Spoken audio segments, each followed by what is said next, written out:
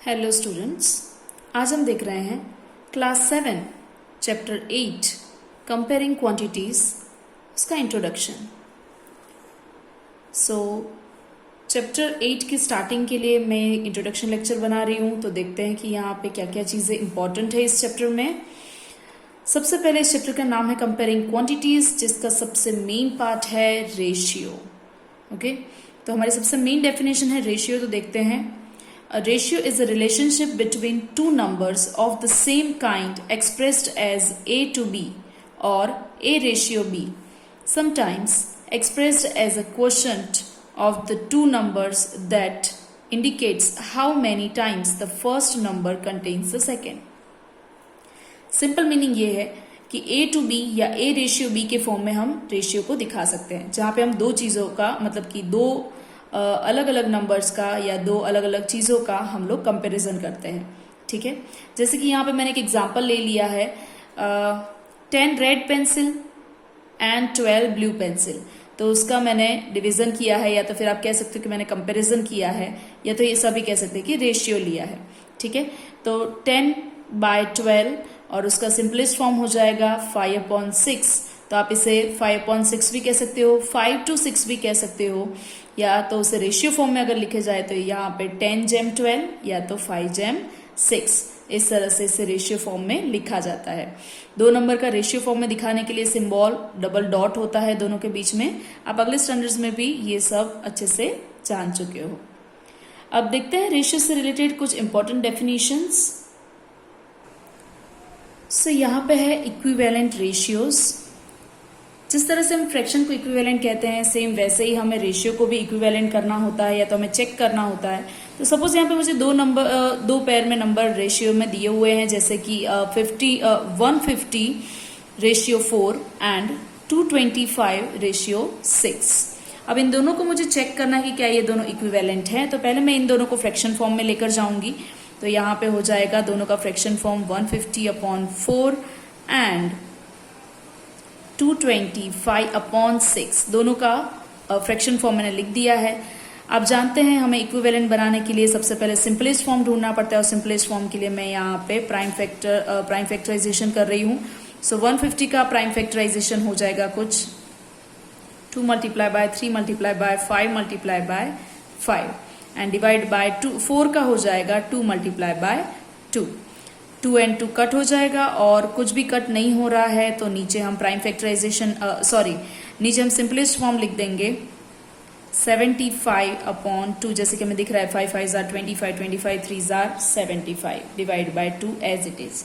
Same वैसे ही 225 का अगर मैं प्राइम फैक्टराइजेशन करके सिंपलेस्ट फॉर्म ढूंढूंगी तो मुझे आंसर कुछ मिल जाएगा 75/2।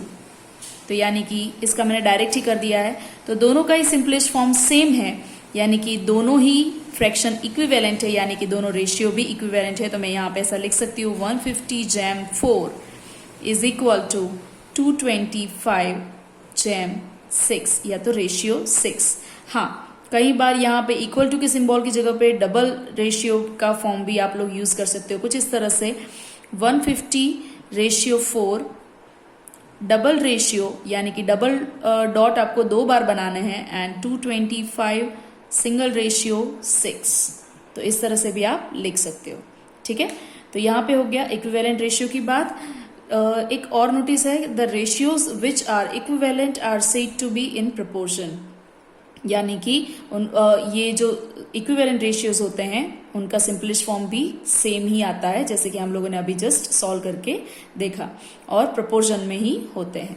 ओके, अब नेक्स्ट देखते हैं, नेक्स्ट पॉइंट इस चैप्टर का। सो नेक्स्ट एंड बहुत ज़्यादा इम्पॉर्टेंट पॉइंट है परसेंटेज। तो यहाँ पे हमें सीखना है कि हम सिंपल नंबर को परसेंटेज में कैसे कन्वर्ट कर सकते हैं, फ्रैक्शन को कैसे परसेंटेज में कन्वर्ट कर सकते हैं, एंड देन फ्रैक्शन या डेसिमल को परसेंटेज में से फ्रैक्शन या डेसिमल मतलब दिए हुए परसेंटेज को फ्रैक्शन या डेसिमल में कैसे कन्वर्ट कर सकते हैं। ठीक है, तो देखते हैं यहाँ पे सबसे पहला पॉइंट है converting fractional number two percentage. ध्यान रहे, कोई भी नंबर का परसेंटेज में कन्वर्ट करने के लिए उसे सिर्फ और सिर्फ 100 से मल्टीप्लाई करना होता है। ठीक है, तो कर देते हैं यहाँ पे हम 100 से मल्टीप्लाई। मुझे यहाँ पे फ्रैक्शन दिया हुआ है टू कन्वर्ट 2/15 इनटू परसेंटेज, तो हम लोग यहाँ पे करेंगे 2/15 मल्टीप्लाई बाय 100। हम डायरेक्ट 100 से क्यों मल्टीप्लाई करते हैं? परसेंटेज का मतलब होता है किसी भी नंबर का हंड्रेड्स फॉर्म, और उसे इस तरह से कन्वर्ट करने के लिए हम उसे मल्टीप्लाई बाय 100 करते हैं। ये चीज़ें आप अगले स्टैंडर्ड में पढ़ चुके हो। तो यहाँ पे मैं डायरेक्टली मल्टीप्लिकेशन कर रही हूँ, तो आप यहाँ पे कट शॉर्ट करके डायरेक्ट आंसर भी लिख सकते हो। ठीक है, तो मैं डायरेक्ट आंसर लिख रही हूँ यहाँ पे 5 3s आर, एंड यहाँ पे भी 5 से कट हो रहा है, 5 20s आर 100। सो आंसर आ जाएगा 22s आर 40 और डिनोमिनेटर में 3। लेकिन पीछे परसेंटेज का सिंबल लगाना भूलना नहीं है। परसेंटेज का सिंबल इस तरह से होता है, ये सबको पता होगा। सो इस तरह से हम परसेंटेज में कन्वर्ट कर सकते हैं 40/3 परसेंटेज। सिमिलरली नेक्स्ट पॉइंट देखते हैं परसेंटेज में, जिसमें हमसे कहा गया है converting decimals to the percentage. चाहे कोई भी नंबर हो, परसेंटेज में कन्वर्ट करने के लिए हमें 100 से मल्टीप्लाई ही करना पड़ता है। तो मैं यहाँ पे शुरू करूंगी 0.15, उसे परसेंटेज में कन्वर्ट करना है, परसेंट में कन्वर्ट करना है, तो मल्टीप्लाई बाय 100। लेकिन 0.15 को आप डायरेक्ट भी 100 से मल्टीप्लाई करना जानते हो तो कर सकते हो, या तो फिर इसे फ्रैक्शन में कन्वर्ट कर सकते हो। तो 15/100 ये डेसिमल में से मैंने फ्रैक्शन में कन्वर्ट कर दिया, and multiply by 100 as it is. 100 cut हो गया, आंसर आ गया 15। लेकिन पीछे परसेंट का सिंबल लगाना भूलना नहीं है। ठीक है, तो ये सब मैं परसेंटेज में कन्वर्ट कर चुकी। अब लास्ट पॉइंट है कन्वर्टिंग परसेंटेज टू फ्रैक्शंस और डेसिमल, मतलब कि दिए हुए परसेंटेज को फ्रैक्शन या डेसिमल में कन्वर्ट कैसे करते हैं वो देख लेते हैं। तो यहाँ पे 1/5% हमें दिया हुआ है, तो मैं इसे कन्वर्ट कर दूंगी। तो जब हमें नंबर को परसेंट में कन्वर्ट करना होता था तब हमने मल्टीप्लाई बाय 100 किया, तो अब की बार हम डिवाइड बाय 100 करेंगे। सो 1/5, और उसमें भी डिवीजन करना है, यानी कि ओके आप सिंपली भी यहाँ पे कर सकते हो डिवाइड बाय 100। ओके, लेकिन 100 के अपॉन में हमें कुछ रखना पड़ेगा, तो मैंने यहाँ पे 1 रख दिया है, और आप लोग डिवीजन को मल्टीप्लिकेशन में कन्वर्ट कर सकते हो फ्रैक्शन के साथ। तो 1/5 डिवीजन का मल्टीप्लिकेशन हो गया, और पीछे के फ्रैक्शन का रेसिप्रोकल ले लिया, यानी कि 1/100। आप चाहो तो डायरेक्टली भी ऐसा कर सकते थे, ये सारे स्टेप ना करके डायरेक्ट 1/5, और क्योंकि 100 डिवीजन में है तो हमें डायरेक्ट यहाँ पे ही 100 को लिख देना था। 100 डिवीजन में होने की वजह से डायरेक्ट नीचे मल्टीप्लिकेशन में 100, ऐसा भी कर सकते हो, और इस तरह से पूरी मेथड से भी आप आ सकते हो। ठीक है, तो आंसर सेम ही आएगा। न्यूमरेटर का मल्टीप्लिकेशन 1 एंड 500s आर 500। सो इतना आंसर मेरा आ जाएगा। ये फ्रैक्शन फॉर्म है। ओके, फ्रैक्शन फॉर्म में मैं आंसर ले आई।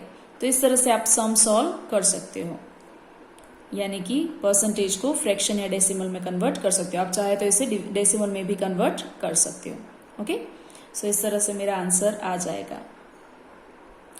डेसिमल में आप इसे 0.002 भी लिख सकते हो।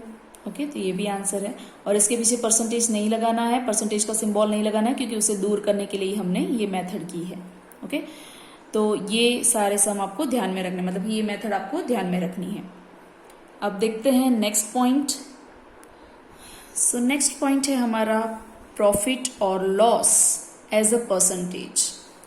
तो अगले स्टैंडर्ड्स में आप लोग प्रॉफिट एंड लॉस ढूंढना तो सीख ही चुके हो कि प्रॉफिट एंड लॉस क्या होता है, लेकिन अब इस चैप्टर में हमें प्रॉफिट एंड लॉस को परसेंटेज में कन्वर्ट करना है। तो बहुत आसान है, हमें प्रॉफिट एंड लॉस के बारे में पता होना चाहिए। तो देखते हैं यहाँ पे profit is equal to selling price minus cost price.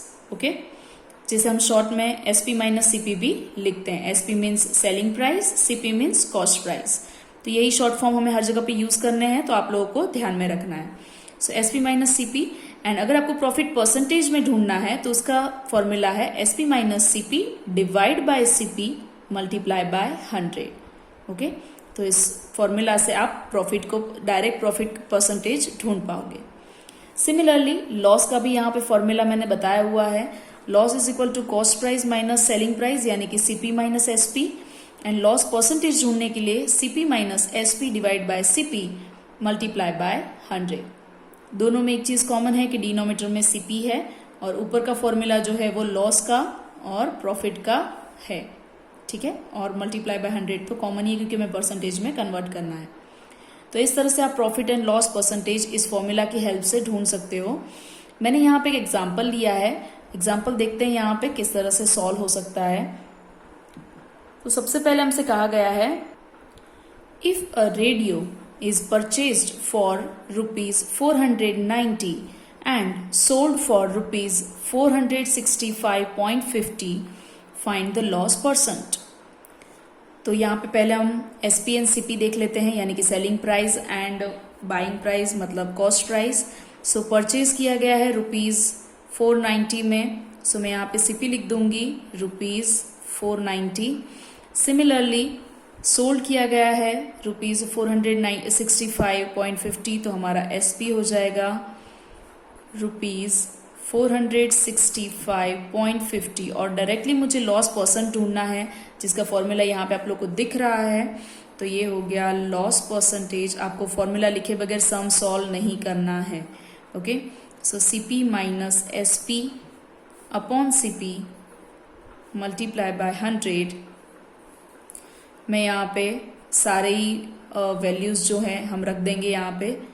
CP बड़ा है, सो 490 माइनस 465.50 डिवाइड बाय CP यानी कि 490 मल्टीप्लाई बाय 100.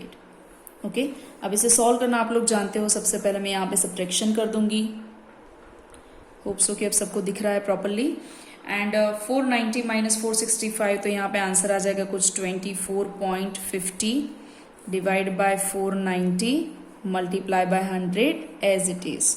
ओके, अब 24.50 डेसिमल फॉर्म में है, तो उसे फ्रैक्शन फॉर्म में कन्वर्ट करने के लिए मैं नीचे 100 रख दूंगी. सो 2450 मीन्स 2450 और नीचे 100 आ जाएगा और 490 एज इट इज रह जाएगा. ठीक है, मल्टीप्लाई बाय 100. 100 कट हो जाएगा. 490 और 2450 का डिवीजन करने पर आंसर 5 आएगा, यानी कि यहाँ पे 5 आ जाएगा. तो हमारा आंसर है 5%. तो हमें पता चल जाएगा कि हमारे लॉस परसेंट कितने होंगे, 5. ओके, यानी कि यहाँ पे हमें 5% लॉस हुआ है. ओके, सो इस तरह से आप फॉर्मूला का यूज करके direct loss and profit percentage ढूंढ सकते हो. अब देखते हैं नेक्स्ट पॉइंट, जो कि बिल्कुल इसी तरह से है. सो ये पॉइंट देख लेते हैं, जो कि हमारे चैप्टर के इंट्रोडक्शन लेक्चर का लास्ट पॉइंट है, जो कि बिल्कुल प्रॉफिट एंड लॉस परसेंट जैसा ही है. तो सिंपल फॉर्मूला बेस्ड है. सो यहाँ पे हमें बोला गया है इंक्रीज और डिक्रीज एज परसेंटेज. तो दिए हुए प्राइस पे या दी हुई कुछ सैलरी पे या कोई भी चीज़ पे जब इंक्रीमेंट या डिक्रीमेंट होता है, तो उसके परसेंटेज ढूंढने का सिंपल सा formula increase percentage is equal to increment divide by original value multiply by 100. Similarly decrease percentage का भी वैसा ही फॉर्मूला है, जैसे कि आप लोग देख सकते हो. ठीक है, तो इस तरह से आप इंक्रीज एंड डिक्रीज परसेंटेज भी ढूंढ सकते हो. सो यहाँ पे इंट्रोडक्शन लेक्चर खत्म होता है. आप लोग होप्स हो कि आप लोग इसकी हेल्प से सम सॉल्व कर पाओगे. Thank you everyone.